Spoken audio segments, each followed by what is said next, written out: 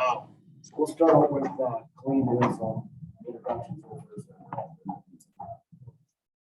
Hello, I'm Colleen Harris. I'm the director for our Northeast Region office up in Green Bay. I'm happy to be here today. I think it's been a couple of years, right, since we've been out, maybe even 3. I'm thinking, I don't know if it came even, but maybe even 3 years. Yeah. we're recording. You guys saw Yeah. somebody on this. Okay.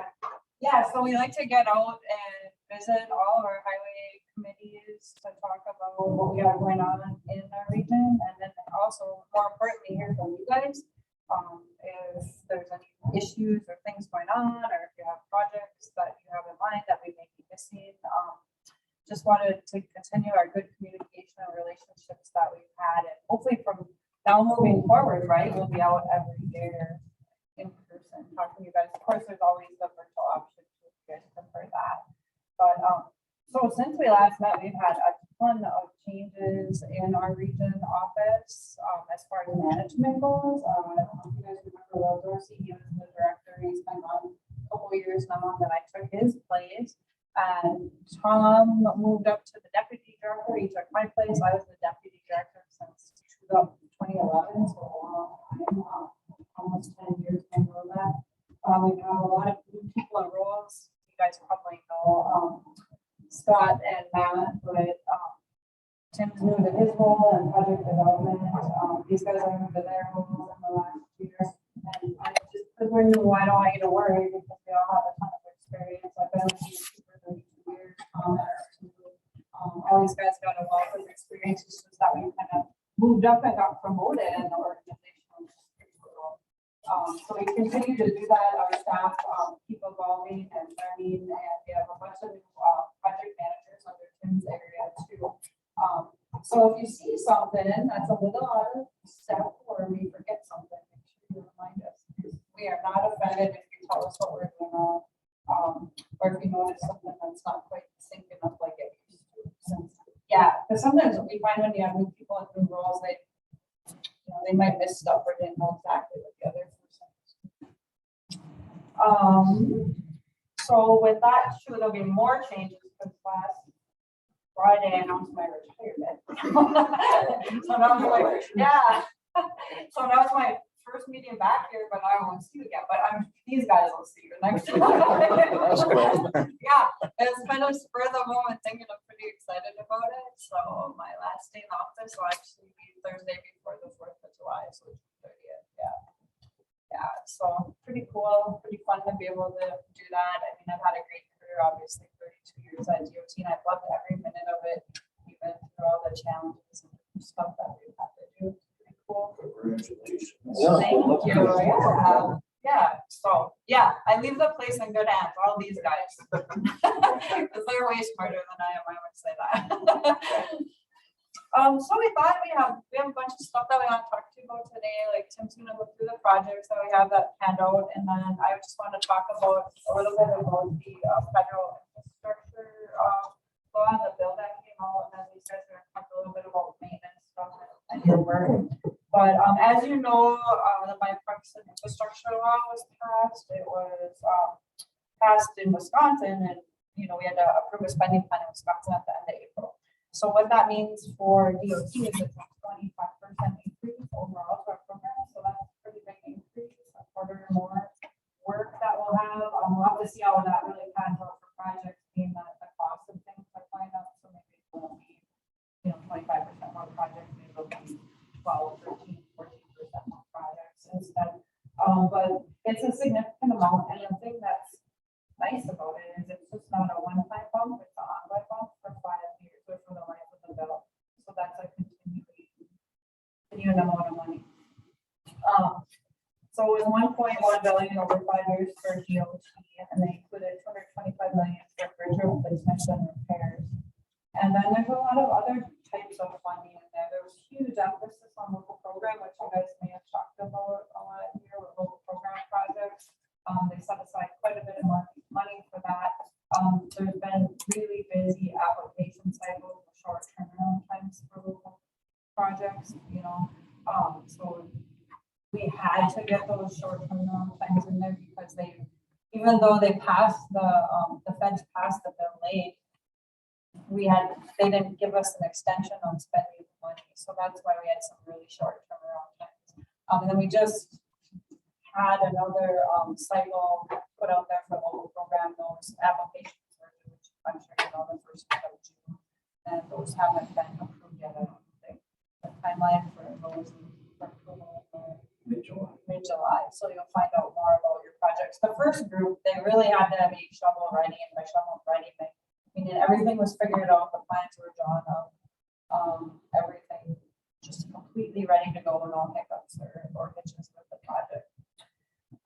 So there was also in the bill some transit funding, a 30% bump in the first year, and then 2%, some money for electric vehicles, like around 80 million for the life of the bill. I'm sure that's, I think we're still figuring out that type of stuff, but I'm sure it's for looking at like charging stations and for things like that.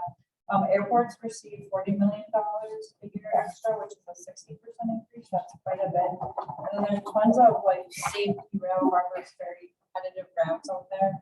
I think there's a lot of things out there that we're not even aware of. People are still trying to figure it out. Local roads got 84 million, local bridges almost 61. And then the state highway portion was 123 million. There was some bike and ped funding, which we haven't seen for a while. And then congestion mitigation and air quality money for projects, 4.3 million. So for our region, it meant about $7 million actually, because the money gets divvied up in a pot statewide. And for our 3R program, which is the stuff Tim's presenting today, that's our 2-lane highways. That doesn't include like a 41s or the highway 10s or stuff like that. It's really our 2-lane facilities that received a $7 million bump up. And they figure out that we get $7 million based on the condition of our roadways. And so they looked at all the roadways statewide, and we had a little bit better condition than say some of the regions in the southwest Madison area, part of the state, across area, or southeast. So they got a little bit bigger slice of the pie, but we got $7 million. So that probably equates to a couple, 2-3 extra projects, I'm guessing. So that's how bill really affects us. You guys have any questions on that? Not on specific. Oh, yeah, on the budget, yeah. Okay. Wants to go next, you want to go 41? Sure. And then maybe move to maintenance? Sure. So our 41 project, we have our next big project that we have in Northeast region is from Timber Island State Highway 96 in Grand Street, up 23 miles up to Sherman Road here. And with major projects, the way they're supposed to work is it goes through a 2-step process where the DOT asks the Transportation Projects Commission for permission to study environmentally expansion of the highway. It doesn't give DOT just the authority to expand what we want to necessarily. And then once you get that approval through the environmental study, then we have to go back to the TPC and ask for permission for funding. Well, the state budget process, 2 budgets ago, basically circumvented all that, said you're approved all the way to construction. So it's good for us, it's good for Northeast Wisconsin. So we've been working hard the last 2 years getting the environmental document done, and that was completed in November of 21. So we're good to go from the environmental side, and now we're working on design of that. So we have in-house staff, QT staff, we have consultants working together in a big team trying to get the design done as quick as we can. 23 miles, upgrading all the interchanges, the system interchange on the north side of 441. We have some crash safety issues with those loop ramps, with trucks turning over at high speed. Replace that with flyovers like what you see here at 45 or up at 44, 41 on the other end. So upgrading interchanges, safety, along the way, putting 3 diverging diamond interchanges in. We have a diverging diamond interchange at 441 on Oneida Street, so we're going to put that similar type at 15 Ballard and Richmond, and then upgrade other interchanges along the way. There's also a brand new interchange, Southern Bridge Corridor and Brown County with the Brown County. So it's going to be a new interchange south of Sherman Road, north of Bass in there. But the majority of all the expansion is going to the median, kind of like we've done here in the Oshkosh area. So big long project, construction time frame. We want to get started right Right now, if you go look at our website, it's 2025 to 2029. But there's already talk of trying to get things ready in 2024, so that's only 2 years away. So, we're working pretty feverishly to get things done and ready to go. So we're excited. Lots of huge impact, obviously. We're going up north, going to Packer games. They're going to get kind of dealing with construction. We got to get a lot of the details worked out because we try to package those big projects in such a way that we have Wisconsin contractors build them. You get too big, try to build too much, then out-of-state contractors come in and do that. So we want to try to get it to Wisconsin contractors. But we don't want to end up taking a 23-mile project and take 8 years to build because everybody's sick of going through a work zone that long. So it's a balance of getting the right size contract and the right length of work zone to get it done, get in there, do the work, and get out. The biggest issue we've had that people come to us is noise barriers along the corridor. There's people that have subdivisions along the corridor, the north side of Appleton, that want noise barriers 10 years ago, and why can't you build them tomorrow? So, we got to do them. Typically, build them when the roadway is torn up. We don't build them out of time. Kind of we saw how we did with 441. So that's our biggest number one concern going in that we got to deal with amongst everything else when you do a big project. So we're pretty excited. Hopefully everything goes well. I'm confident. We got plenty of people that have been part of 41 Oshkosh, 41 Brown, 441, lots of experience that have been through this, of how to manage a big project. Cost is up at $1 billion.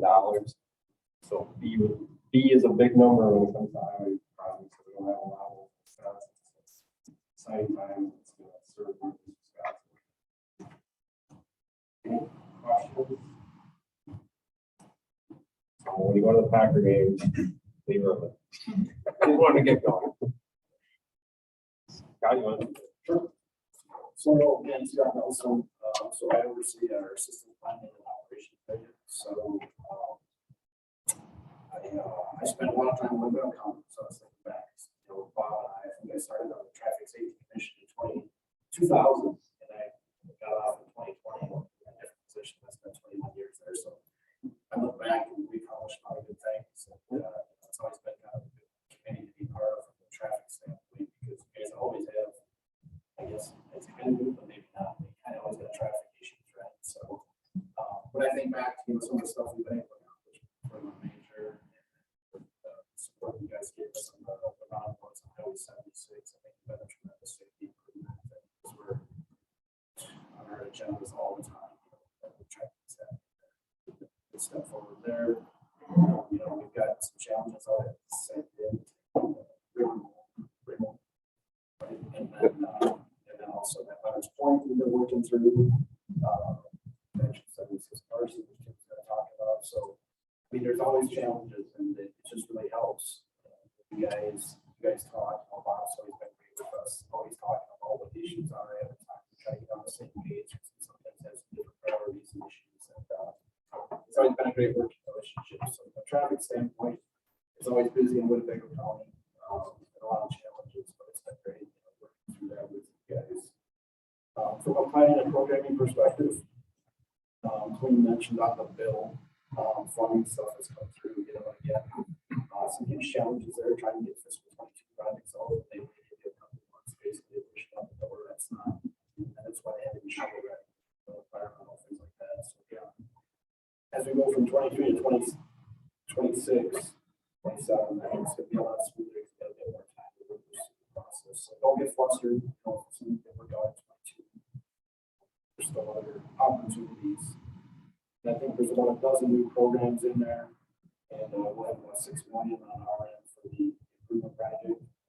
And then the bridge and STP program almost doubled on the local side, so that's a pretty good deal for us from that standpoint.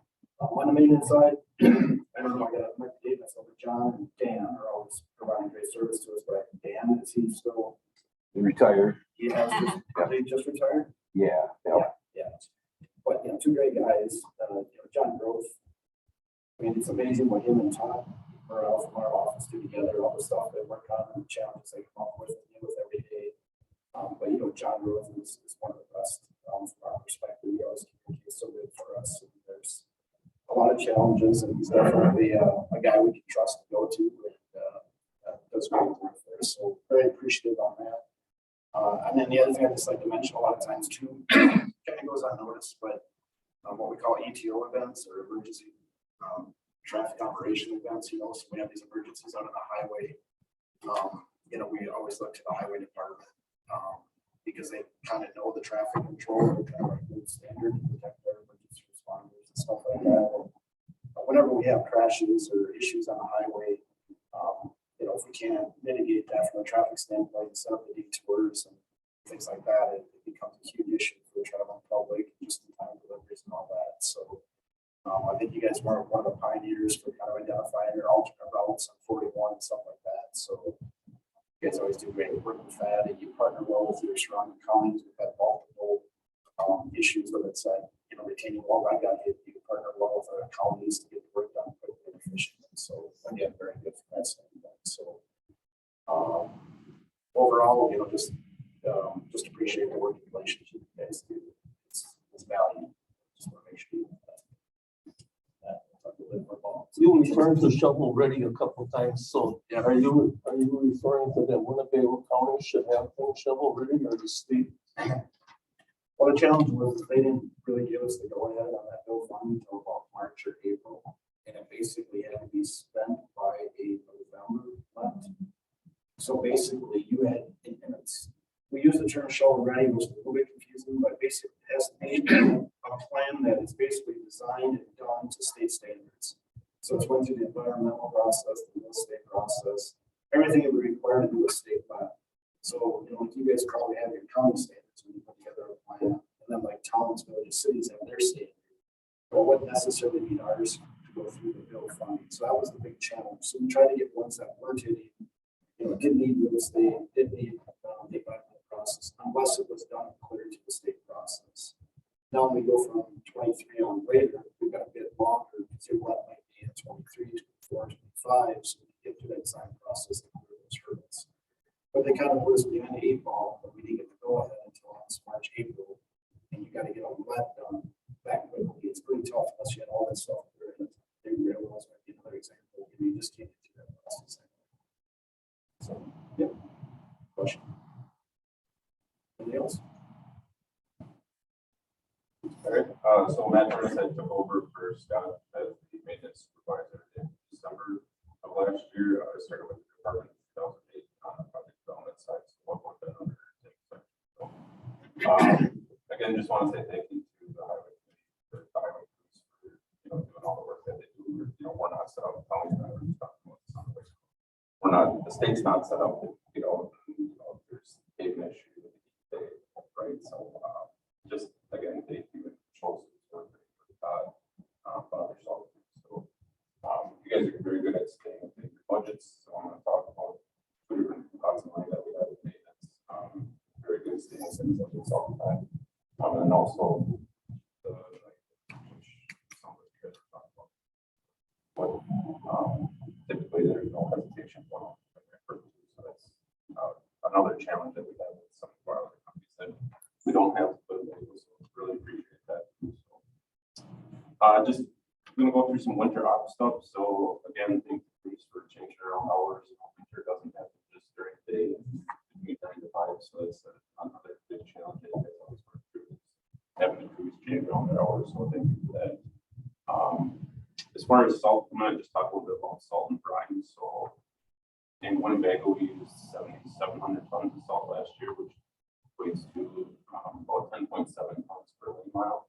And our region average is 12.4. So you guys did a very good job at staying under our region average. Still getting the job done. We also used about 436,000 gallons of brine last year in Winnebago County, and that equates to about 600 gallons per lane mile. And then the Northeast region average is 760. So under the salt, under the brine, still got the job done. That was really good. So we essentially have 2 different pots of money for maintenance activities. One of them is our routine maintenance pot of money, and the other one is the PMA or PBM pot of money. So the routine stuff was for winter ops, it was for long line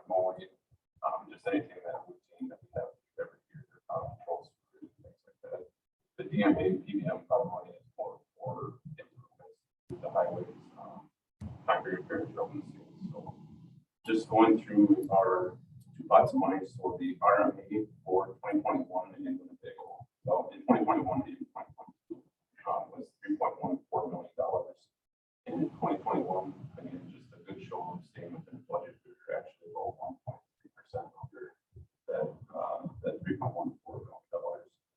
So again, 2022 is $3.14 million. You probably saw from the 3 years.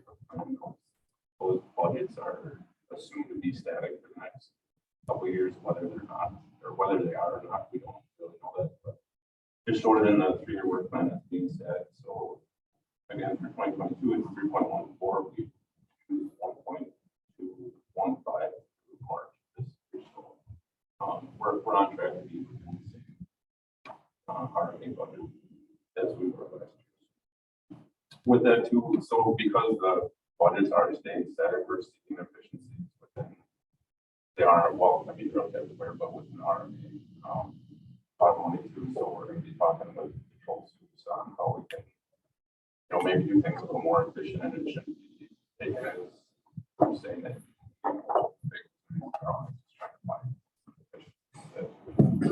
We're also looking to set up one-on-one meetings.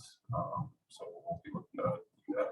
I'll come down here, maybe with you, control suits if you want to be part of that. So, and then just on the DMA and PDM side, so that money, we have about 3.2, $3.3 million for our region.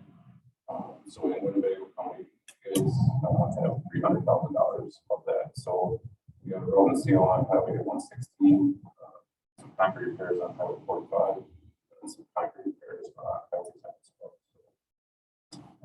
Then just to do a couple other special highlights that have happened over the last couple of years. So like Scott mentioned very well, I think guys mobilized very quickly for that cross county lines. The Oregon Jackson bridge issue that we got going on, we're running that for you guys. Got out there as soon as we needed traffic control out there again. For that.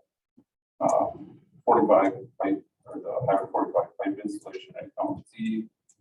Ongoing efforts for the 45 and concrete repairs, and then again, all you guys are going out and doing that work. So again, thank you for that. Really appreciate it. So maintenance related questions. And it seems like, I don't know if it's always in Winnebago County, so I don't know if it's top 12s or who, but it seems like Winnebago County, when they mow, they don't mow as far back to go other places around them. They mow clear back. And we had a person that used to sit on this board and complain about all the time. You're jumping out and this and that. He said if they mow back farther, it wouldn't be that problem. It seems like other counties will mow with them. I don't know how to do that or if Bob wants to cut his budget, but I'm not sure which. It's definitely not us. What he's supposed to be doing. We have a lot of challenges in getting counties to what we're doing here in Winnebago. So every year we do the long line mowing, which is essentially 50. Every 3 years, then we can go back a little bit further. It's called our vegetation type mowing. So every 3 years that we are able to clear up a bit more. There's a lot of agreements that we've entered into for environmental restrictions on not cutting back as much as some other counties are doing. One of them is the monarch butterfly. So we actually have to get all of our mowing done this year by July 15th, which is going to be another big challenge. There's probably going to be some grass that's higher than has been in the past. I mean, that July 15th date's always been there, but we've got a little lax on it, so we might pass that a little bit in past years. That hasn't been so much of an issue, but this year it's a hard fast July 15th date, and that's because again, Are you getting in trouble?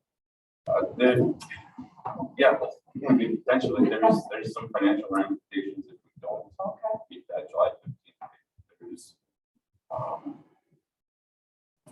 There's financial things that are somewhat tied to the lead that we could maybe get some funding pulled from the feds because it's an agreement that we entered into. Is everyone on the same woody vegetation schedule or might look different? People like if you're traveling or something. Yeah, so the woody vegetation should be in place right now. Over that Okay, So, I mean, for right now, it should look like. There are some urban mowing policies that allow for more frequent cuts. But the long line mowing along the highways, and yes, we always do get questions about deer. I mean, ideally, we'd love to have this mow right away through, would be great, but. There are 3-year mowing maps that are out there on our website, so it kind of show which areas are being mowed which years too. So, you know, you have to be driving through, I don't know, Monroe County, it might look like that was their year. And then, I don't know, you might be going through, their year might be coming up to yet this year. They just haven't gotten it to. And then the only other thing is safety mowing. So like, you know, Bob has certain locations, like if there's like a vision corner or something like that, that we absolutely have to keep clear. There's obviously provisions for us to go into safety mowing. I have a question about, salt barriers, the wood ones. Block 41, I just saw another one that came down. I just noticed it today. North of Greenwood. Are you gonna continue to build them wooden ones that don't last? No, we don't own any wooden ones. The wooden ones you see now, those are private from the city. But the one at 114, coming up 114, so all that wall there, that's not. But if you got 441, where you see wood wall, or another set out to the next wall, those are not ours. So we build them, it's on the ground with the concrete panels that are always. there's some stretch on 441. I remember that. Spots there.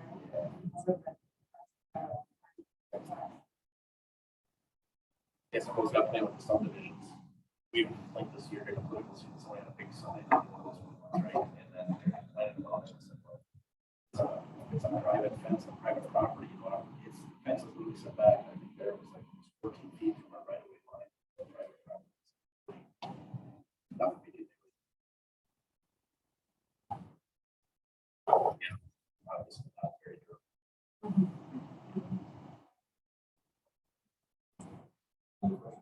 You guys all jump in.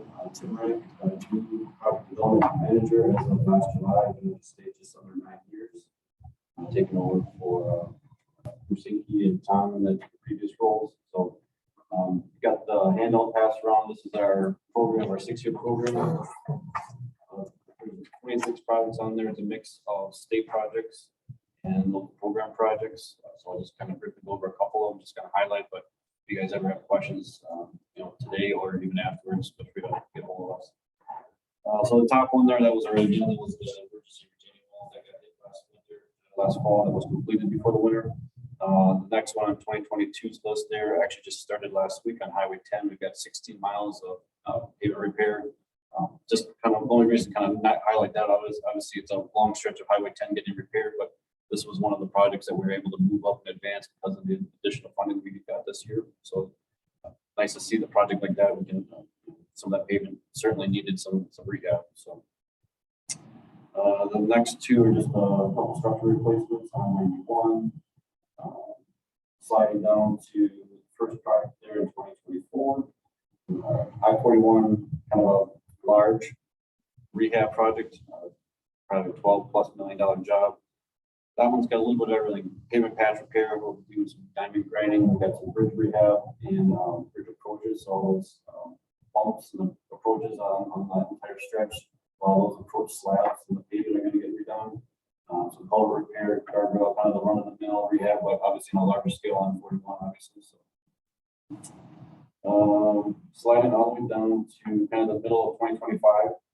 On that third column, just to call out a project ID, about 46, 46, 42. And then the next two, just 3 projects there, kind of highlight 3 separate nice local program reconstruct projects that are in the program under the STD urban program itself. Some of them adding bike accommodations. Some of them are a little earlier in design, so don't have all the alternatives kind of nailed down on what's going to be on that typical section, what the goals going to exactly look like. But 3 nice local program projects that'll be in the mix there in 2025 construction. Just going to skip through, so the first one on the second page, 2026, actually, first one in 26. Pasco Bridge on Main Street in Oshkosh there. So that's when that structure itself is going to be rehab, some electrical and mechanical work being done on that structure.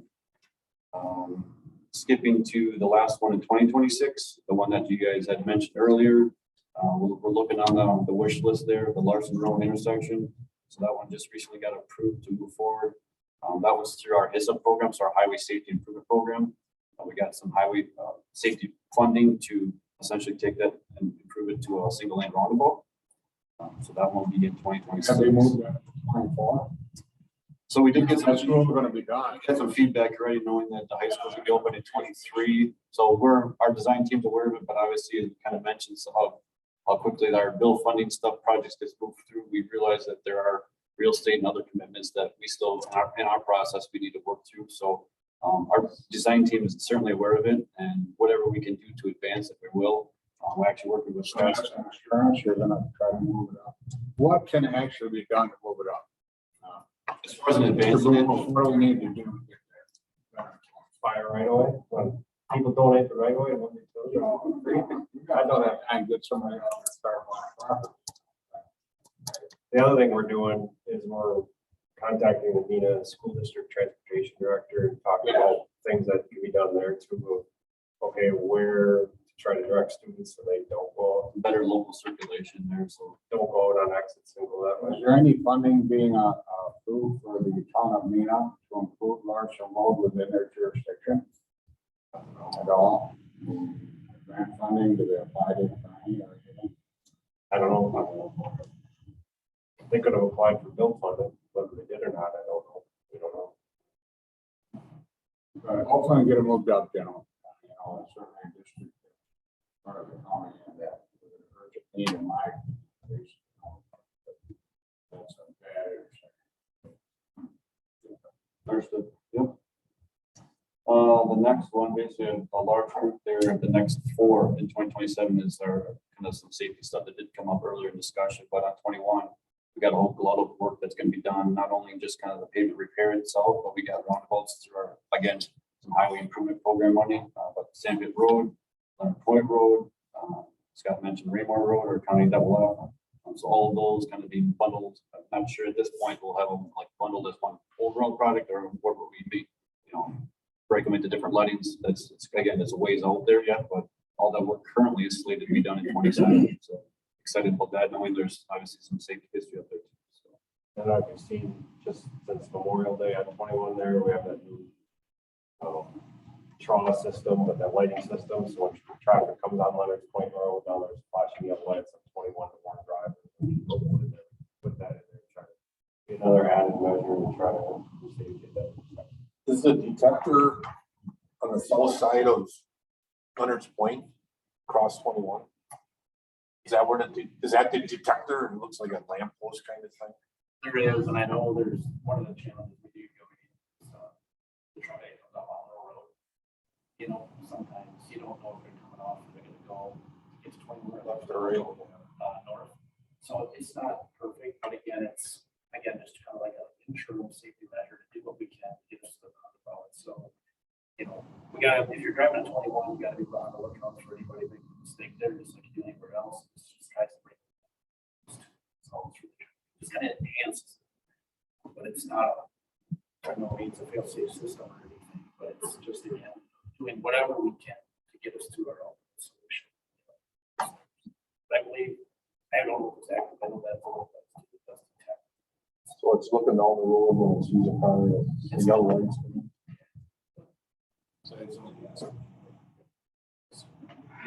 I assume that's what. But that is very confusing when you're on a hold on the road. On the road and try to go that little distance to try to make that job. Yeah, definitely not ideal. If you can start over, you would not design it that way for sure.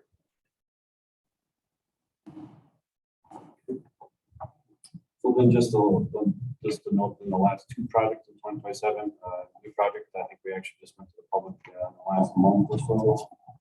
Further reconstruct along 114. Those 2 IDs are essentially being bundled and tied together. for 2027 construction. From Manitowoc Street to US Highway 10.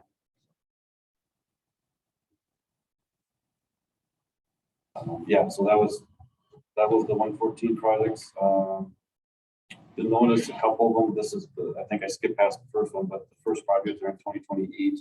You'll see some removing existing approach slabs.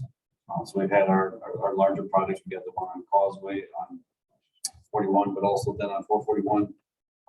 All of that fill and everything else with settlement. We're going to finally put a final approach slab repair to it. Things are going to the settling has slowed down. So there's this project. I think there was no one noted earlier, but that's just kind of a maintenance level type of thing. But the approach slabs and some of those larger structures with the large fills around those mega projects, having a standalone project to handle those approach slabs. I think that's about it. I don't know if there's anything else on the list. The schedule that you give us here. Yeah. How does this work? I mean, you're going out, what, 6 years? Right. So during those 6 years, can projects be moved up and be moved down, and this is This list is so it's a very flexible schedule, right? Yep. to some What extent. determines those changes? Who makes those decisions? Okay, So, I mean, a project, based on projects, money, cost, availability, priorities, I mean, if payment deteriorates quicker. Then, priorities, you use that word priority.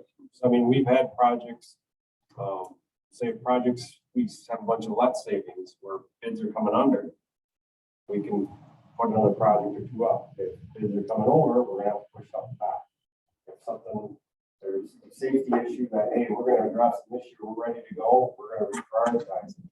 The FEMA condition is so bad that we gotta do something now, we can't wait 3 years. We'll do it up.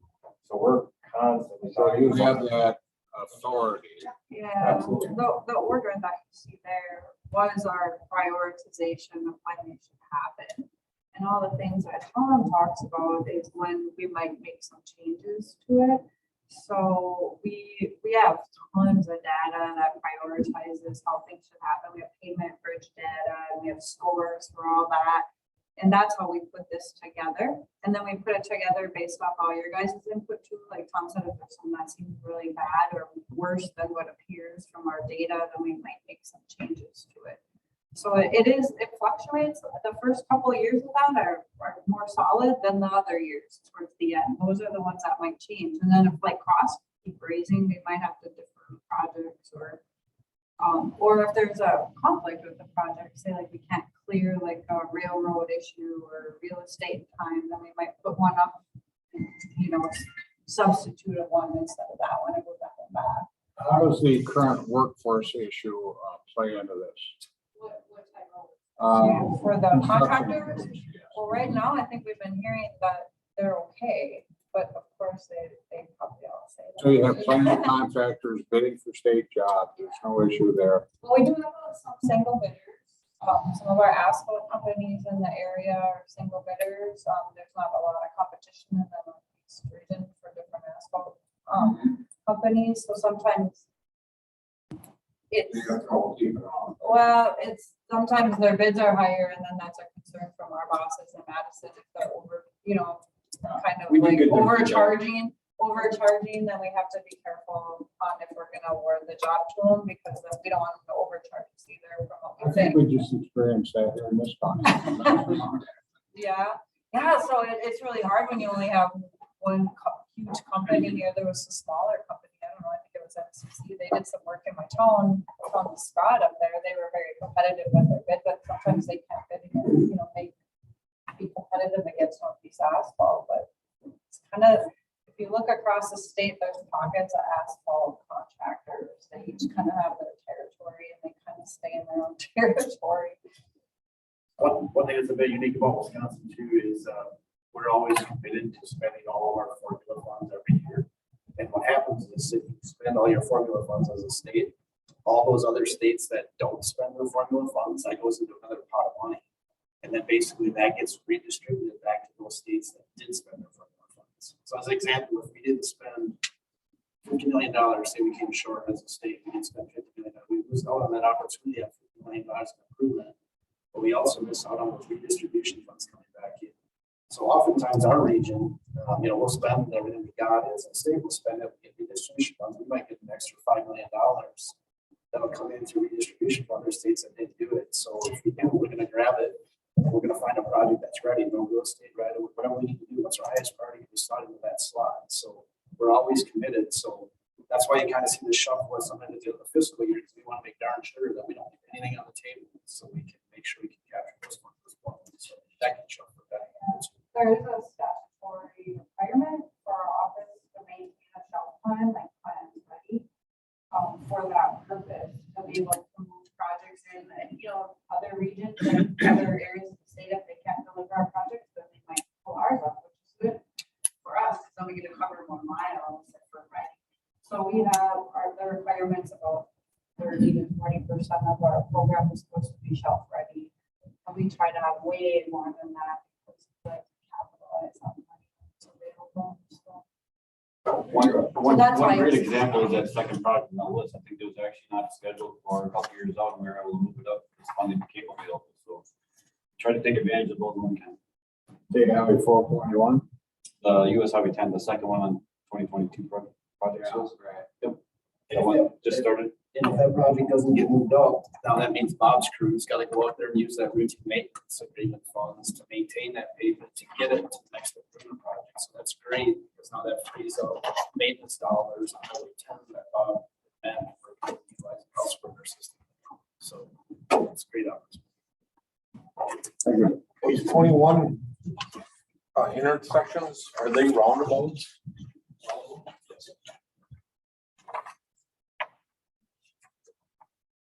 In 2023, you're going to be replacing two large bridges on our, culverts on James Road through about this, between the city of Oshkosh, the town's people out there. Question is, when you replace them culverts, how much more water is it going to allow it to flow? Because we're going to be running into the Sawyer Creek, so it's going to be coming before the county board. And some say it isn't going to reflect them at all. And Good question. So there's a lot of ongoing discussions with that project right now. We are required to safely pass the water as it comes to us. There's been some discussion with the city and how their consultant had been done some modeling for the floodplain and what floodplain maps have been updated to. The challenge is there, the concern is to say to show that the state's making the situation worse upstream or downstream ever. A lot of the times that is where developments or changes in conditions upstream and downstream affect, again, with the capacity of what needs to go through our state highways. Typically, we don't try to build berms or dams with our roads. Simply, we're trying to pass the water that comes to us. Now, situations, and there's a long history with what the ownership of that roadway was, the conditions of the pipes, and the situation of how it got to be put, or the culverts that are there now, how they got to be where they were, and what sizes, for whatever reasons, were placed at the time. We are looking to replace the 84-inch pipes, elliptical pipes with two. There's a pair of pipes out there we're replacing with two 12x6 box culverts. It certainly has more capacity, and that's some of the concern is the downstream effects, but there's also the upstream effects of when we're flooding out when those events are taking place. In addition to having to shut down a state highway during what is a normal 100-year storm event, we have overtopping its other safety concerns related to that too. So that situation happens all the time on state highways, and it's typically not necessarily, not whether it's not questioned or not, but that's pretty standard practice for us, but essentially size our pipes and structure appropriately to handle those flows to our standards. To say where the legal discussion takes and goes with this, I guess I can't speak to that at the moment, but that's kind of the background and how we approach it to make sure that we're building our facilities to the correct standards. I would add too, just, there's been known overtopping the Highway 91. So it's not functioning to the standard that we would do when we would do pipes. So that's what our goal on our project to replace it is to meet the standards that we're required to do to pass the water. guess I'm not arguing that point because I realize that, and I'm not arguing any point, I'm just asking. This is gonna be quite a decision when it comes before the county board, and I know the committee is back working on this again. But just so the county gets all the information that the city's getting the information of, to make it fair with everyone, but it seems like somebody's getting more than other, whether you give it to Bob and Bob gets it to us or whatever. Because, you know, there's talk about we have your flood insurance taken away and everything else down below. It's really turned into a real battle. So whatever it is, and it's not your fault because I understand why they got it replaced. I'm just asking, does some say, well, it isn't going to matter anyways in these waterways or whatever. Well, I can't believe it's not going to, when you're putting in pipes like that, it's not going to make a difference. So.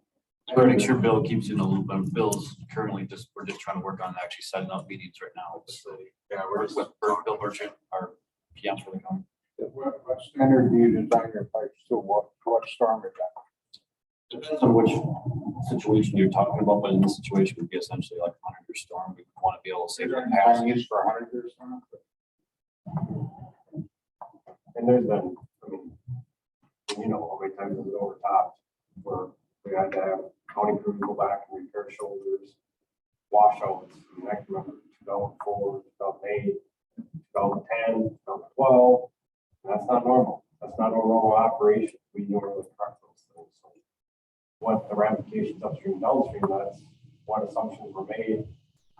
Based on that, that's kind of the question here. They made an assumption that that was always going to stay the same.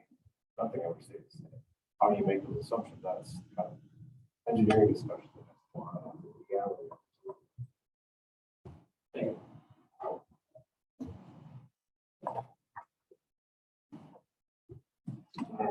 You guys have anything else for us?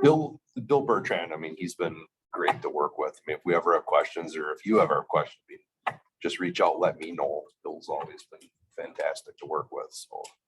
Yeah, he's been covering this territory for a while. He Yeah. knows what's going on there. You have contact lists that you have available?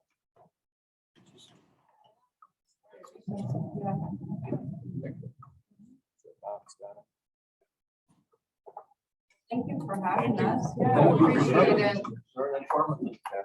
I just had a quick question. Did you guys call a meeting to order with the DOT? I didn't hear the public portion come up. Oh, yeah, well, that's. Did you pull us up in the agenda? Well, I didn't see anything on Zoom. Is there anything on Zoom? I didn't see anything. Not on the agenda. What's on the agenda? Because I do have a question. Oh, do you? Okay. If there is a public portion, I always like. Oh, yeah, you can ask us a question, no problem. Yeah, what can we do for you?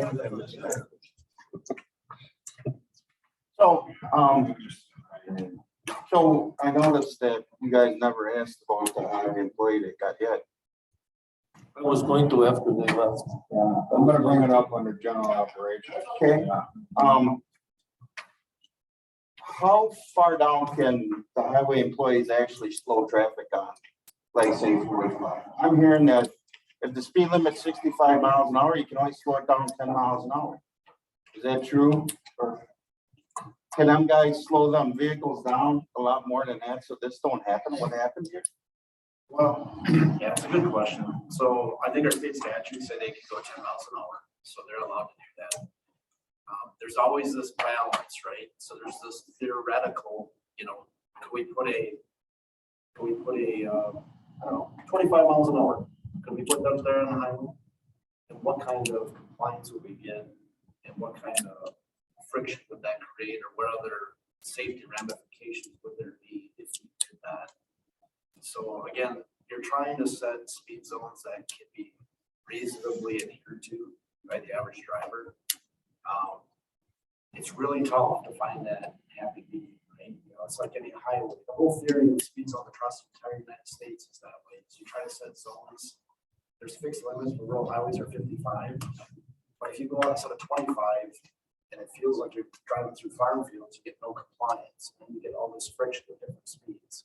If you're ever driving down the interstate and all of a sudden you come up on somebody who wants to 55 instead of 70, you see brake lights, you see erratic maneuvers, you see different stuff going on. So the theory and the engineering behind it is you always want people to be at or about the same speed, which is like when they come in a merge, they race better when they're at or about the same speed. So, you know, the details of that particular incident, you know, it's the worst news you could possibly get, right? It's our fear. It's always what we, not on our watch, right? This is not acceptable. Zero.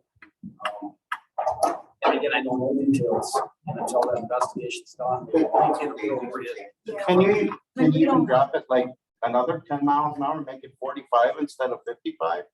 I'm trying to go look at our state statute, but it used to always be 10. That was the standard. We always used that's. What if the county would do it on their own to drop in their own zone, you know, in their own region? Could they do that? Would that be a problem with? I have to read the statute again. So, I mean, obviously you can go put out any sign. They can go put out 25 miles an hour, then it just gets into this legal issue. If something would happen, well, what was your engineering reason why you did 25 and you didn't follow the state statute? And now something happened, where's the liability? So it kind of gets into a legal lawyer discussion. I mean, bottom line is the distracted driving. I mean, I've talked to Bob. I don't know how many times we talked about distracted driving and phones. And, you know, you can only control what you can control too. You can do everything, what I call the gold standard, which is what the county's expectation is with every work zone they set out there. And when we have emergency responders out there and Bob's crews come rolling out there, the reason why we do that and all the training we do with all these different agencies is because nobody knows traffic control like county highway departments do. That's their area of expertise. We want that incident zone, which is like the work zone, because that would meet drivers' expectations. So they have standards they have to follow, and we want to be consistent. The other problem is, you know, I'll give you another example. The same thing. Blinking stop signs, right? The blinker stops, you see out there with the red lights on. They're awesome, right? They catch your attention. They're great, right? Really good for that spot.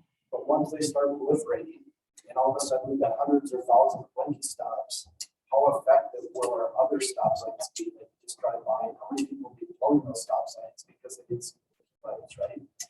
So again, when we come into work zones, traffic management zones, no matter what they are, we want to look the exact to meet drivers' expectations. So if Bob goes out, there's 25s out, and driver across there, 71 counties, and they're all putting 45s or 55s, it's probably going to be problematic too. So, and again, you're always trying to get compliance. What we found, we can put out any sign we want. We can have a few speed zones we put out that get politically forced, right? They say you must lower it, and we'll go out and do speed studies. And Rod, our speed zone engineer, he's got data he'll show it. He does it every 6 months after. And after about 6 months, our speed zones are down. We drop them 10, and these speeds are down between 1 and 2 miles an hour. But now we've got, well, we used to have fairly consistent speeds. Now we got them all over the board. So it's kind of a feel good. Yeah, you lower the speed limit, everybody thinks it'll be safer, but we're not seeing that safety benefit. So, But is a life even worth? So if that guy would have died, would you guys even looked into something else? I mean, that was a pretty serious accident. I mean, every single one is, and we will look into it, but we can't really do that until the crash investigation's done because the other question is with the ditch mowing, you said you can only mow 15 feet because something to do with the monarch butterflies. What the heck do I care about the flowers? You know, if you move it, you mow the whole ditch, because what happens when you guys don't mow the whole ditch? It causes a draining problem in a lot of places. I mean, you know, a lot of these places that are putting up these automatic or these natural snow fences, you know, after a while they put them there and you look at them, them things are growing 4 feet out into the drainage on the ditches. You know, and the Leonard's Point Road thing, you know, that I think that's been pretty simple. You know, County of Algoma just put a brand new 4-lane old 21 in there. Why don't you guys just block that off, period? And make them go down to the stop and go light where you guys know it's safe, instead of having them go across that traffic there. I know about that because I worked for Jones for years, helping them out baling hay, trying to get across there, pulling a wagon, let alone a car with a tractor. I mean, I'm sorry to rant off, you know, but you know, these guys ask you questions, but you know, there's simple things, you know. I got drainage problems. Well, I'm done with you guys, but You guys know that I got my drainage problem out there in town Algoma. And, not always is a bigger culvert gonna help, but, you know, you guys come out and you mowed 15 feet, just like the state does. And, the highway department knows we need the boom wire out there, cut them cattails down. And now I got muskrats living in the ditch. And what the muskrats can do, sooner or later, they're gonna find their way to the farmer's drainage tile. And then they're gonna build their nests in there. You know, I got probably 10 muskrats. I know. Okay, I didn't make the last meeting, but. Just, thanks, Linda. Yeah, thank you. Thank you. Give me a couple cards.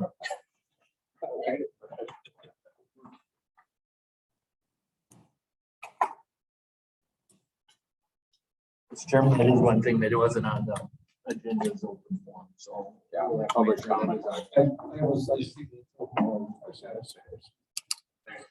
I'm sorry. Presentation MS4 municipal separate storm sewer system permit update. Andy Marcini, land water conservation. Andy, right here. Good morning, everybody. I have a whole presentation here. I have to copy a file. Bob, you don't have to, I can just do this, I think.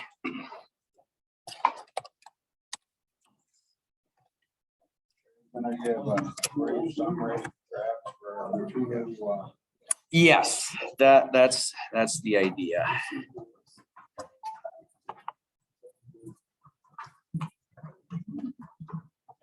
MS municipal stormwater permit, DNR.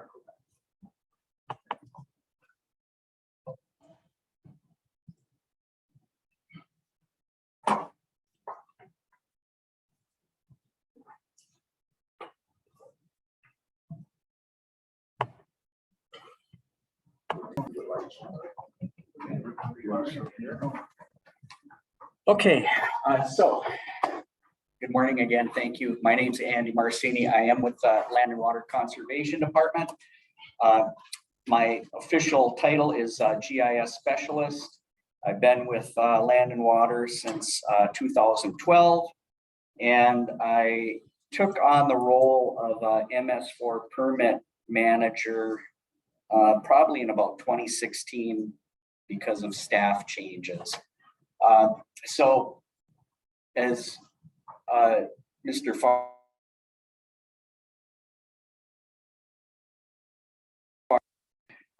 any new members or those who haven't heard about the MS4 permit, I typically come to this committee at least once a year. It's been a couple of years because of you know why.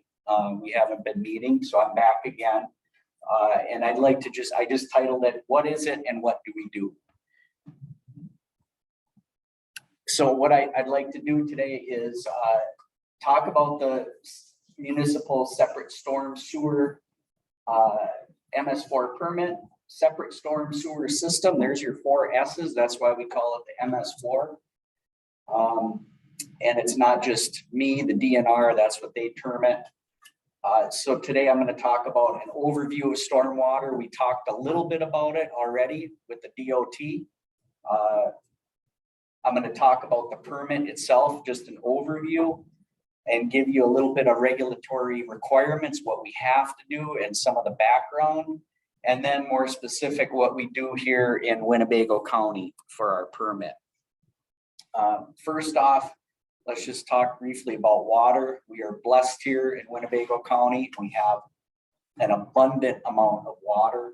In Wisconsin, I highlighted over 87,000 miles of streams. I thought that was pretty incredible. I'm a trout fisherman, so I love our streams. And let's not forget the huge economic impact in billions of dollars. So it's important. And specific to Winnebago County, our county is approximately 580 square miles, and 25% of that is water. If you see that map on the top right with the big gray areas, That's the Fox Wolf Watershed Basin. Some of you may have already heard of that. That is essentially all of the area that drains into the Bay of Green Bay and Lake Winnebago, and Winnebago County is completely in that system. And it's something that we are, especially at Land and Water Conservation Department, we are really working to meet all of the EPA guidelines and pollution standards. It provides drinking water for over 200,000 people. And, like I said, it's so important here in Winnebago County. Getting into stormwater, essentially any runoff, whether it's from rainwater or from snow melt, eventually winds up in our surface water. And that water can be carrying a variety of pollutants, sediments, and all of it eventually winds up in our surface water system. Wasn't such a big problem 50 years ago. These are exact identical locations in Winnebago County, one in 76 and in 2020. You can see the amount of development and pavement that has occurred. And all of that pavement contributes to more runoff and some of the issues that we're having.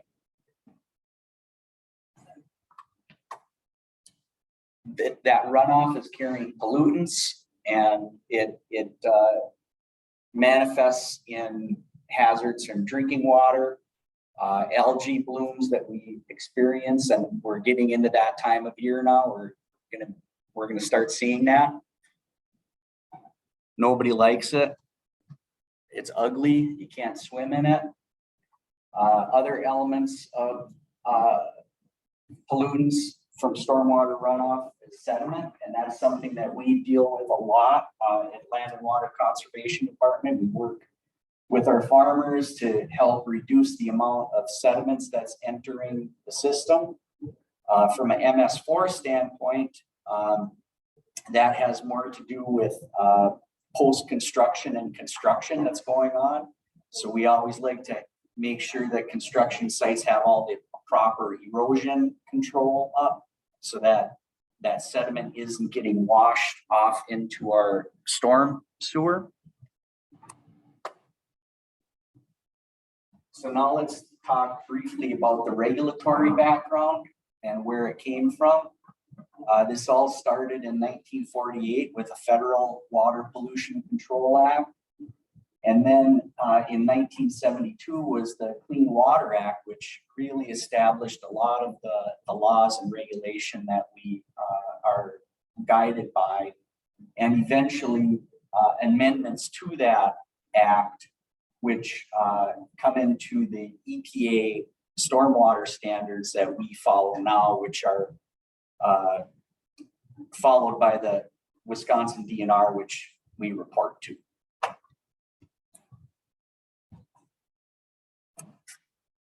And again, highlighting those 4 S's, the separate storm sewer system. So our definition, we're talking about any system of pipes, ditches that carry rainwater or snow melt. And we're not talking about sanitary. Okay, that's not part of the discussion. And additionally, the municipal part, it's owned or operated by municipal government. It can also be special circumstances, such as a university, a DOT, and those phases, there's a phase 1 and a phase 2. That's when those permits came in effect. In our case, we were a phase 2 permit. So in 1999 is when the county became under that requirement. We're known as a phase 2. So the permit itself, there are 11 sections in the permit, and we have to follow all of these specific sections. A big part of it is public education and outreach, okay? We do follow all of these things. We have a great MS4 team that I'll get into later. The highway department specifically, I highlighted number 6, pollution prevention. That's what the highway department is most focused on. And I'm going to get into a little bit more detail on that. But we have to satisfy all of those elements of the permit. So let's talk a little bit about Winnebago County's permit. A little background and organization. We've been permitted since 2009. The permit is held by the highway department. We at Land and Water help to manage and implement it on their behalf, simply because we have a little bit more staff time, a little bit more background in some of these environmental issues. We are an active member of the Northeast Wisconsin Stormwater Consortium, NUSC. Some of you may have heard of that already. They're a really great group that does a whole bunch of that public education and outreach that I had mentioned in the previous slide. That picture up on the top right, I call it our blue Bible. That essentially is our documentation and everything that we do and follow in order to meet that permit. Then down below, we got a picture of when the DNR came and audited or evaluated our permit. And that was in 2017. And the DNR does that periodically, goes throughout the state and evaluates other folks' permit and how they're maintaining compliance. So a little bit, one of the things that came out of the audit in 2017 is that we found that we weren't really communicating that well with other departments. So we identified that as a weakness, and we formed an MS4 team, which is composed of department heads and lead staff of highway, planning and zoning, parks and facilities, because all of these departments play a role in maintaining that compliance. We meet quarterly, and it's been super beneficial. And I really appreciate, highways involvement, but also, the other departments as well. We've had some really good discussions that, you just get people around the table and talking about what's going on, and it brings up a lot of good ideas and things that we can do better.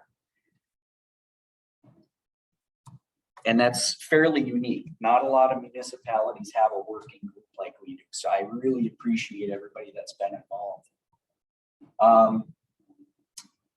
The permit itself, because we are essentially a segmented system of county roadways, the gray area is what defines an urban area, okay? And the MS4 permit is primarily designated to urbanized areas. So it's identified in the US Census where population density is 1,000 people per square mile. And that gray area on the map is the designation. Now you'll notice that's a 2010 urbanized area. We had a 2020 census, right? Census happens every 10 years. We're still waiting for the new defined boundaries in 2022. We don't know if that boundary is going to change. We assume it will, and how it will impact our permit and our county road right-of-way responsibilities, we have yet to be determined. So I'm in contact with the state. I spoke with them last month. They said, hey, do you have anything yet? No, we're still waiting. So we're still going by the 2010 urbanized boundary. And the areas in the reddish yellow, those are our MS4 county road boundaries. Some more specific, just kind of continuing to drill down, highway department requirements. what highway department specifically has to answer to in this permit. They need a stormwater pollution prevention plan, affectionately known as a SWIP. Highway department has that. The SWIP is essentially a guide, and Bob, if I am missing something, feel free to chime in. It's good housekeeping practices. How do they maintain their facility? How do they keep things nice and neat? How are they managing any kind of hazardous materials? What are their best practices that they're doing day to day to maintain their facility? Is that about right? We have to report winter salt use. Gentlemen from the DOT just talked about that, how they are, Winnebago County is under the average, state average, which is terrific because that's what they are pushing for. They're pushing to reduce the amount of salt while still maintaining safety. So that is a big thing that the DNR is looking at, and the EPA. They have to report their street sweepings. So we want to know tonnage of what they're collecting. And the other part of it is keeping staff trained and knowledgeable. And that's something that these guys do. I come in and I'll talk to the crew once or twice a year, give them the spiel on, illicit discharge, reporting any kind of spills that they might see, best practices, and reviewing, these requirements.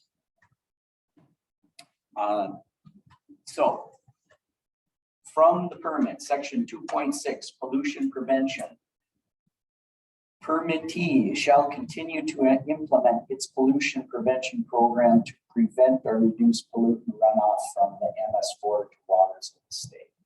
And I asked Bob, because I also fly a drone for the county, I wanted to come over here and get some really nice aerials for you guys for today.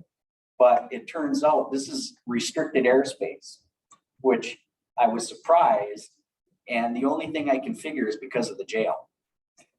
So I can get a waiver certificate to fly. So when I do, I'll come and I'll get some good shots, and you can have them. So maybe next time you can get some shots to the committee.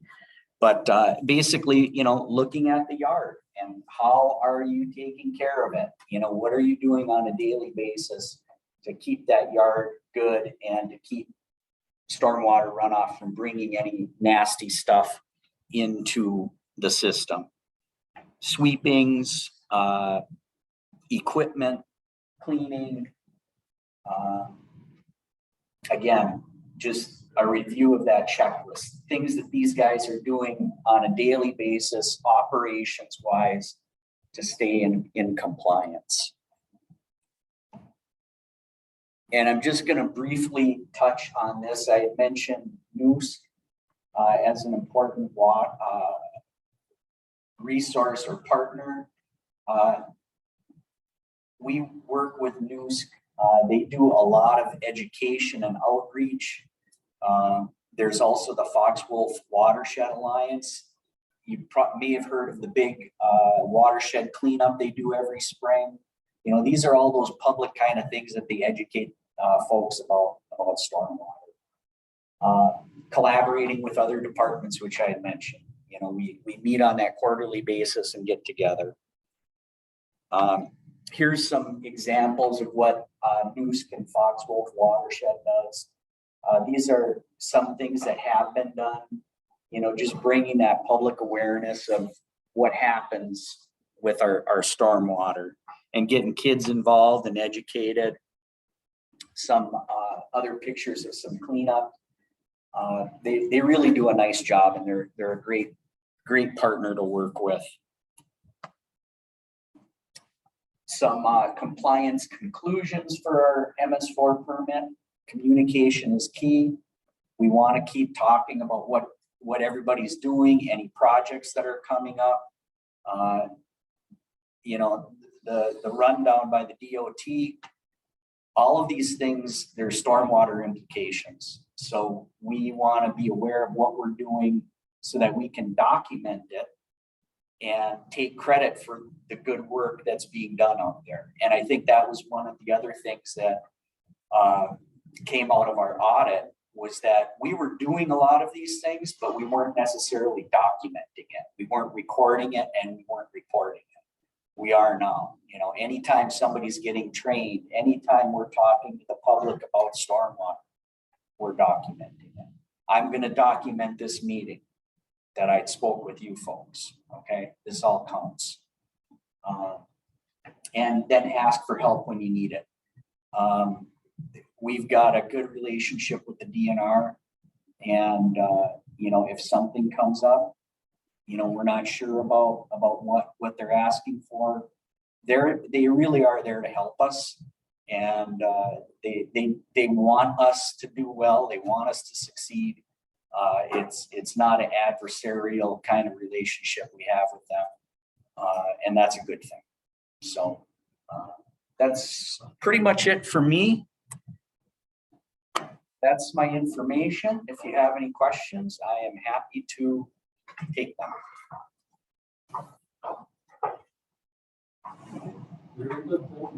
You're welcome. I'll get you out of here. Be back.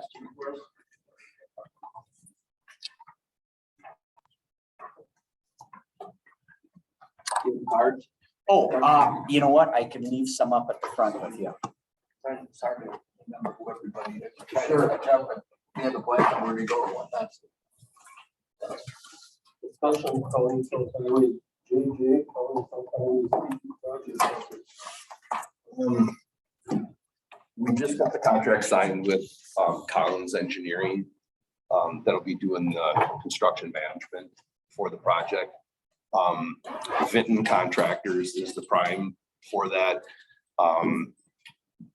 They're running into supply chain issues out there.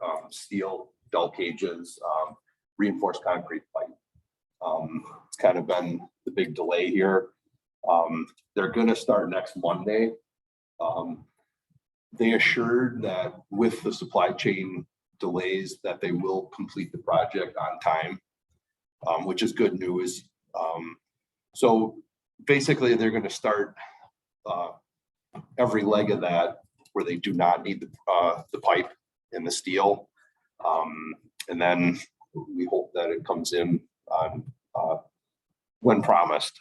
So like I said, we've been it's kind of been in a standstill out there because of the supply chain. So next Monday they will be starting out there. So Go to number 6. Yep. Discussion calling for highway T and Pioneer Road project. T and Pioneer. So Radke Contractors is the prime on that project. Grafe is doing the construction management on that. We started last week. The first phase of that project is double I. Got that vision hill, that hill down. They started cutting that. They're removing the concrete that was under there. They noticed that there was about 700 feet in there that the concrete is already removed.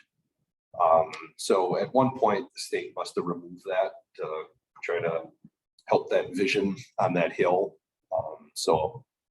But the only other thing is that obviously when they're ripping that concrete up, they're finding out that it's just poor soils under that. We are gonna, county is supplying the geogrid for under that for the poor soils.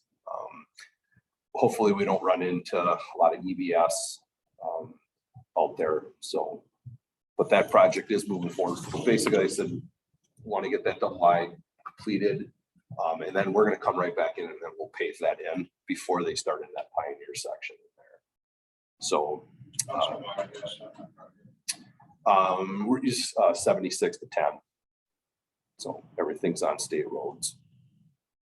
So yeah, so T, like I said, once the contractor is putting the base down, and then the county is hauling the rest of the base material and paving that as part of that project. So we'll, as soon as they get far enough ahead, we're gonna start coming in behind them and start placing stone. And then as soon as that's done, we're gonna be right behind, start getting that binder asphalt in. So they are moving utilities. Public service is on Pioneer. We're moving poles, moving utilities. So yeah, so that's kind of where we're at with that project. So Are they going to the other side with the power poles? they're just extending outside those limits. So kind of, you know, we talked about, you know, with these projects, the right of way acquisitions, long drawn out affair with these. It's a tough one. It's not like you just go in there and purchase right away and you're done with this. Like at 76 there in Larson, I mean, that's probably going to be one of the biggest obstacles is purchasing right away. Those negotiations can go on quite some time. So we had a lot of negotiations out there with this project, a lot of trees. If you remember the last year, we had a lot of trees that get removed out there for clear zone. We saved some of the trees. We couldn't save them all. So we did kind of meet in the middle with this. It's one thing too, is that marking the trees out there physically, we're going out there and marking trees. So there was no question which ones were getting cut or saved. Was there a lot of controversy over even SB Martin? No. I mean, there wasn't in the beginning. Yeah, in the beginning there was, yes. I mean, we came, you know, we were able to, some of those areas where we were going to put an open ditch, we were able to put multiple curb, and then put a flume to an open ditch. Like I said, it just was one of those, some of those areas you can do that, some of them you can't. But otherwise, I mean, so far, it's been going good. There's been, you know, obviously when you're making cuts in the fills that we have out there, people getting in and out of their driveways. So the communication's been really good. They went through and got a hold of every resident on there, and they're sending out weekly emails of where they're going to be affected areas.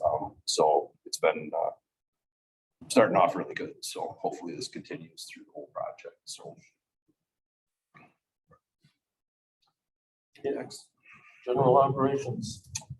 It kind of hit on, I mean, obviously, last week, Tuesday, many might know, we were working out on 45 with panel replacement. A semi rear-ended a pickup truck, pushed that pickup truck into our work zone. Struck one of our employees. Was it Tuesday or Wednesday? Tuesday, just after, right after 1 o'clock. He was airlifted to Neenah. We found out later that day, I mean, he had some broken bones but he should recover, make a full recovery. Very fortunate that nobody else got hit in this, you know, I mean, they're standing in the concrete, you know, there's really nowhere to run at that point. So very fortunate with this. Obviously, since that, we have open holes out there. We have been working out there.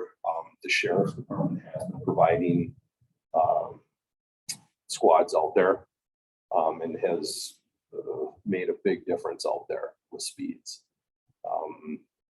Even I've been out there with the commissioner's vehicles, the Ford Explorer, even just that vehicle being out there. You know, I think last Thursday, I think I parked that out there for a couple hours. And once I pulled back in by those guys, they knew somebody was out there. But the sheriff's department has been fantastic to get squads out there. So traffic's been coming through it, you know, where they need to be. So Call it the vehicle on 45. I'm right there before. After that incident, in fact, the next morning I called and spoke to two highway department employees. John was one.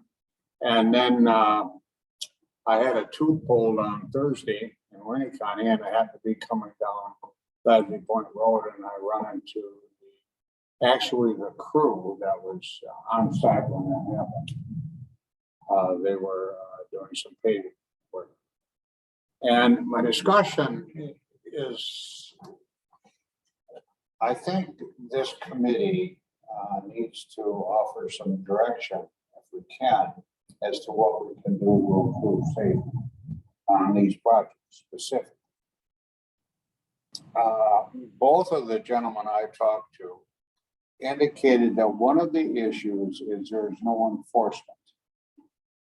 They're working right alongside guys that are supposed to be down to 55 and nobody's enforcing it, and they're not doing 55. So I'm very pleased to hear that law enforcement is now taking an active role, because they both suggested that's what needs to happen. So in essence, when we do these projects on interstate, we really need to have law enforcement, have an officer out there to ensure that they are reducing their speed. And I don't know what that would mean, but I certainly think we need to have a discussion with the sheriff. And if that means a committee meeting with the sheriff, I would suggest maybe we should bring in some of these employees and hear from them personally about what they think should be done. After all, they're the ones that's out there doing a job work. But my discussion is both, basically we need more enforcement. So I would leave that up to you as chairman, how you want to put that together. But I think we need to take a position as a committee to ensure that these employees are being protected. Stephen's point was that I went through some of that when we were working. And we don't all going smoothly. But those guys are, when there's, the hole is here and they're out here, I mean, they're right there. Oh, they're within 3-4 feet of those cones. Yeah, very much. Every time I went past since there was a cop there, but his lights were just on, so people trapped down. They weren't enforcing anything. They weren't taking radar. They weren't pulling anybody over. But, you know, if they got arrested or if they got fined for speed through there, I think it'd be the last time. Before you recognize Tom, that might be the greater picture.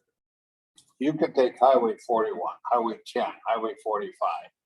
You got 70 mile and 65 mile per hour speed limits. I do 72 on a 65, probably 75 on a 70. They're passing me like I'm standing still. 80 is becoming the norm.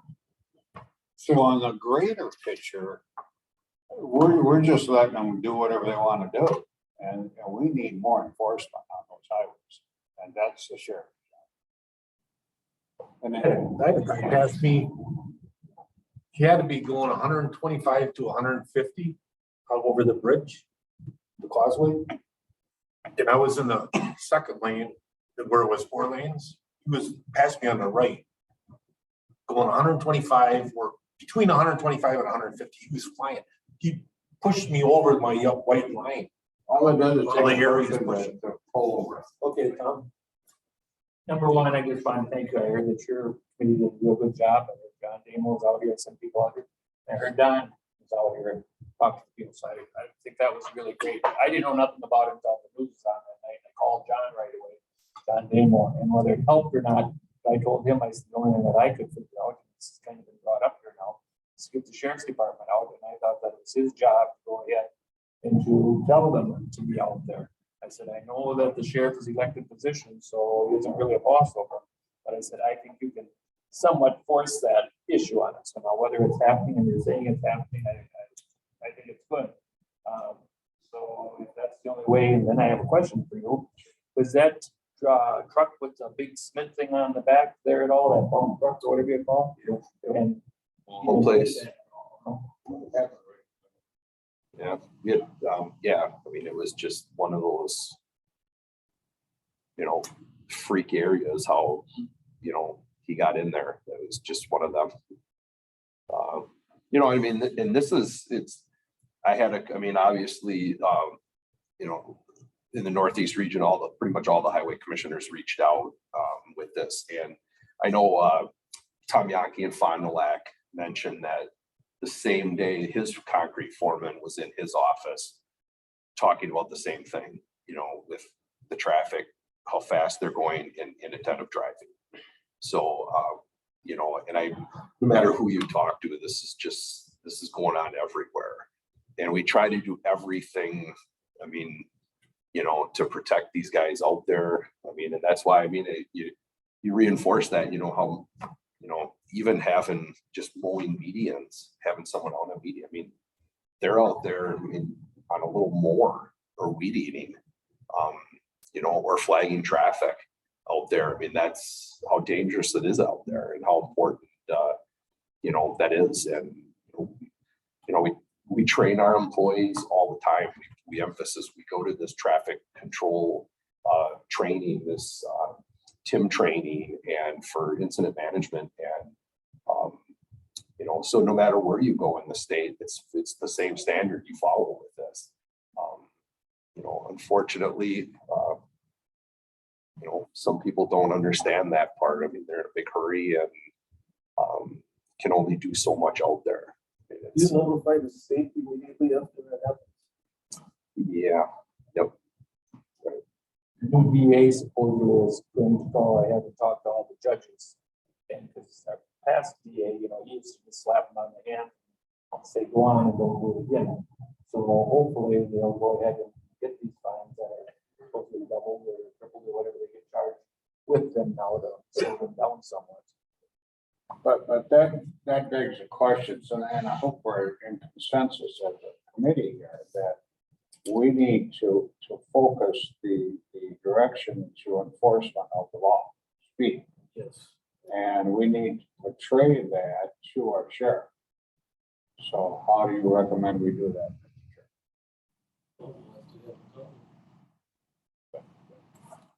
It's not an open policy.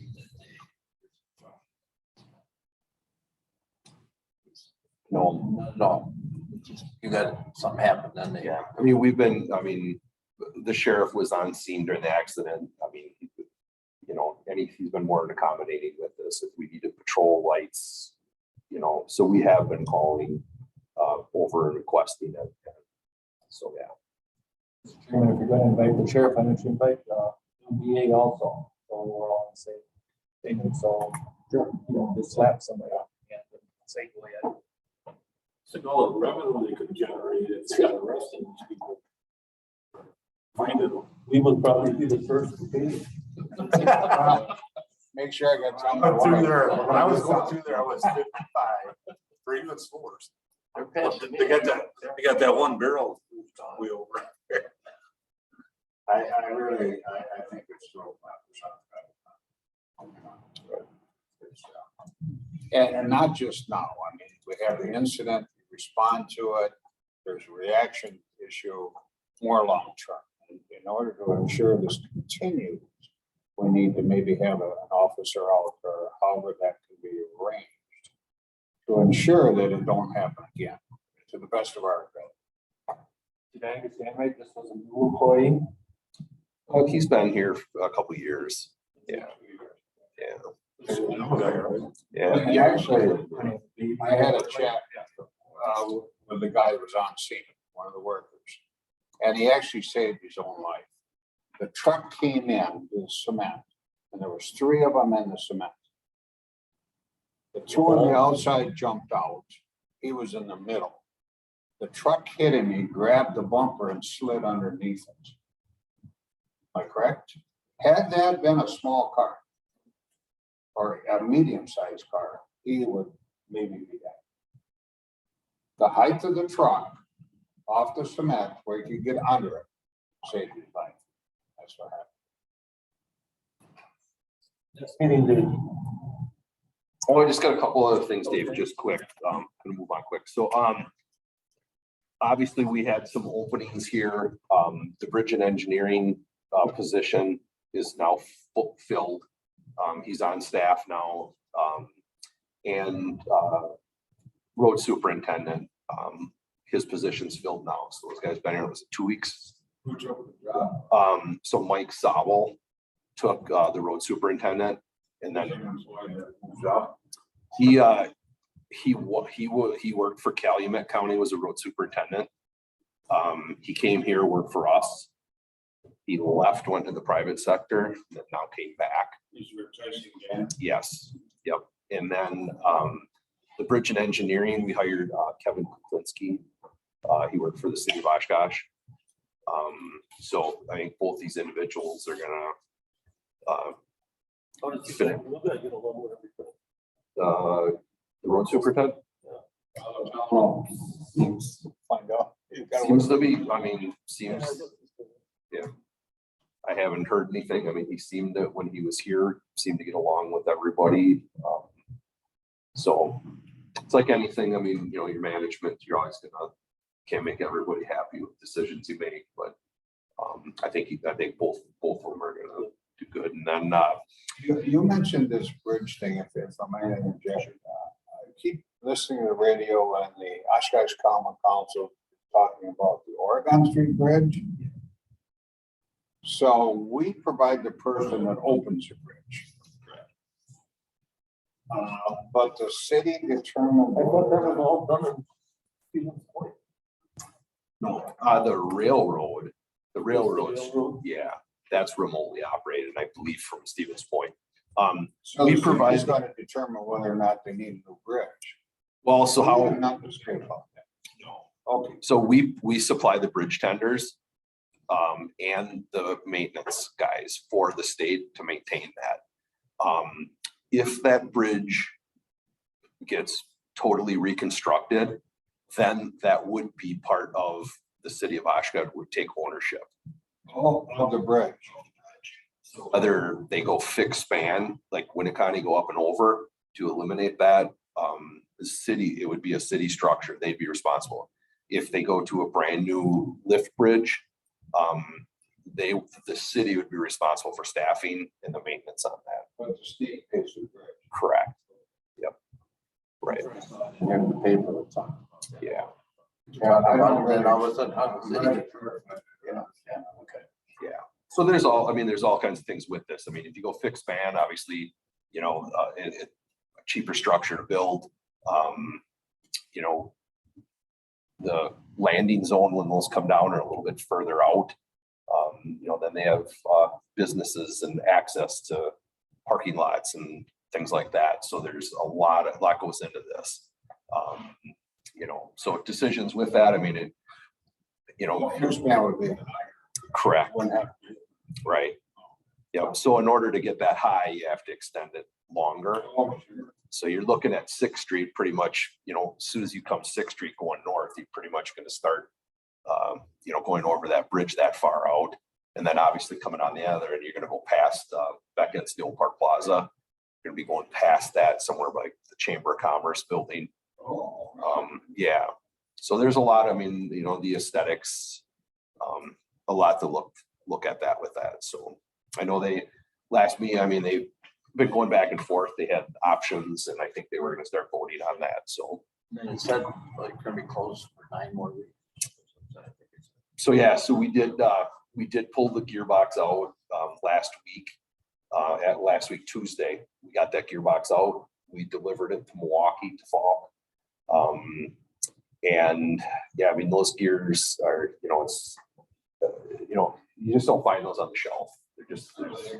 They're specialized. Well, right. But if you go to Falk, I mean, that crew went down there. That whole building is full of gears that are smashed, wrecked.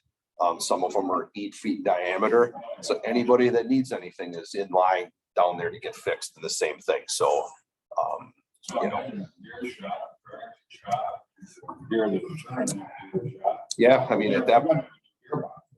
Well, I mean, the gearbox, I think itself, I mean, it should be fine. It's just, yeah, I mean, if you lost teeth on one gear, probably should replace the next ones. Obviously, you're going to that point, bearings, the type of bearings that are in there are, you just don't go to Oshkosh Bearing to buy those. So, I mean, there's a lot to this whole thing. So yeah, there's a lot going on. So, I mean, hopefully, you know, they can get them done faster. And then how long that bridge is gonna be down? Because we maintain that. Well, the DOT, so the Department of Transportation, so Friday, we had a press conference at the Chamber of Commerce Friday. That the DOT put on and what kind of went through the time frame with that. So yeah, so I mean, basically it comes down to is they're gonna work on it as fast as they can to get that gearbox. Then it comes, once we get it back, we can put it in, and then they do an optical alignment. You know, they hook up these lasers and align everything to tolerances, and, you know, then we bring in another vendor for that. So yeah, so there's a little bit of work to be done once we get that back, but as soon as we can pick that thing back, we want to get it in, and so yeah. And then we had one more position in our staff. We had a finance person, we did get applications, we did interviews, I believe next week. Next week, Monday. The person will be coming, it's in from the sheriff's department, transferring over. So yeah, so He's gonna lose a person. yeah. So at least our office staff will be back full staff, and then we still have some positions outside that we gotta interview yet for truck drivers and operators. So we'll be working on that. It's our next step with that. So that kind of, any questions? Sure. Okay. Back on this here, when they said on cost of construction, we know how much the county's gonna have to pay percentage of these, or are they picking up that whole cost stuff? Well, depending on which, a lot of these are gonna be state projects. I mean, like the P project out here for 2025, that is one of our local projects. So we're Winnebago County, City of Menasha, and Village of Fox Crossing into that. We're at probably, we just finished up 30% design. They'll probably be transitioning to 60%. Once they get into 60% design, they're starting to look at storm sewer and that part of it. So we kind of, your 30% design is kind of what you're going to have for facility. So is that a 5-year plan? Correct. Yep. So that one in there, so that one will be, it's a state project. So when Scott mentioned about projects that are shovel ready and meet state standards, so basically like a project like this one, our last project on County Road A was a state-led project. So those are what they're designed to that state standard. You know, a lot of our projects, our mill and overlay would qualify for those. So are you talking about the last aid project or the next? Couple years ago, we had that reconstruct. Some years back, the city of Washington didn't have a project, and we had projects on the shelf that were ready to go. We always used to step in and take over those projects because they weren't ready to do it. Or we have shelf-ready projects like that to do? Not right now. These are one of those that, you know, small projects that we can, like, An example, like Sure. the city was supposed to do New York Ave, and they didn't have the money to do it, or didn't want to do it for whatever reason. Well, then we stepped in and did it. yeah. I mean, projects like that, I mean, our mill and overlays, like those, depending on what funding we get, whether they're, you know, those we can always adjust if the funding comes up. The only thing is depending on what funding, like, I mean, I believe Waukau Ave, I think Waukau Ave was one of those that,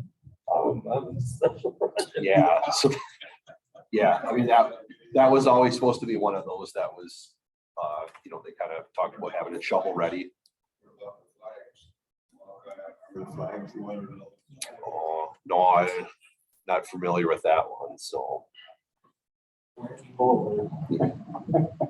But depending on the funding with that, most of these are state projects, and that's all state funding. So a couple of them in there, like I said, are our projects, but. So the Larson interchange issue, that's not something that we're designing, the state's design. So that shovel ready term only applies to their initiative, not to ours. They would have to have their environmental documents done, the right of way purchased, which that's what they don't have. They don't have that purchase. So that's probably one of the biggest obstacles right now is not having the right of way purchased. I assume they got people doing it. Yeah, but I mean, you know, you look at those lists and, you know, I would hate to be the person that lives in that vicinity and says, no, I won't let you have my property because you aren't paying me enough. Think of the peer pressure. There's a lot of public. and that's where it comes in is, I mean, how many, like, you know, on Pioneer Road, you have a lot of residents you're dealing with. And if you have to have, you know, negotiations with that and construction commitments, Well, there's then a lot the of, other part, I'm familiar as retired town chairman, is if you have a person that doesn't want to sell the property, then you gotta take it into court. And that is a long drawn out process.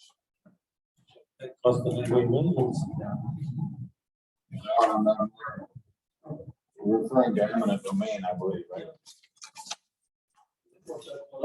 Is this year gonna qualify or are we gonna end up having to go to an owl or something for these meetings? kind of what I heard is that maybe we may be looking at maybe holding them at different facility. I don't know if there was 3 facilities. I think solid waste was one of them that works well or they're set up well. Well, Zoom?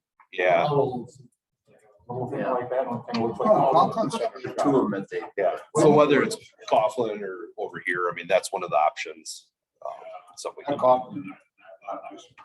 yeah. So. No, you can check. I know they had the owls. You could try. See how they work. So yeah.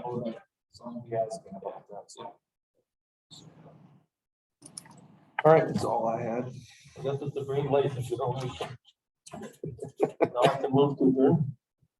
Next. Next thing, we're doing what, third, what are we, second Monday or third Monday? July 18th. Make a motion to adjourn. Oh, second.